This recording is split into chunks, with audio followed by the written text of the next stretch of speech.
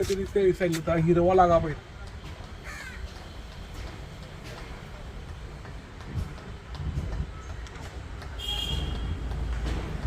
हे जे दृश्य आहे ते राजाराम ग्राउंडमधली शौचालयाचे दृश्य आहेत.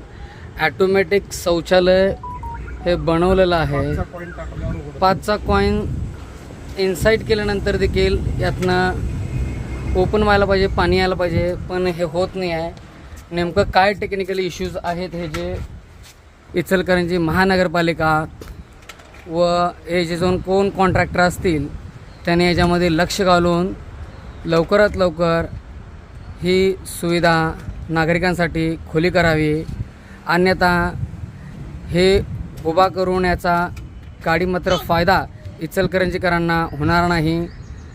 इथं मैदानात फिरायला येणारे जे लोक असतात, काही लेडीज असतील, काही जेंट्स असतील, त्यांच्यासाठी हे शौचालय बनवण्यात आलं होतं.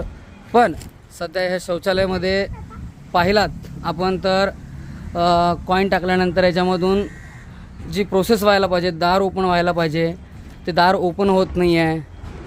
जे कोण कॉन्ट्रॅक्टर असतील कृपया त्याने याच्याकडे लक्ष द्यावं आणि लवकरात लवकर हे शौचालय नागरिकांसाठी उपलब्ध करून द्यावं. इचलकरंजीहून प्रवीण अंडे, पाहत रहा वायरलेस मराठी. धन्यवाद.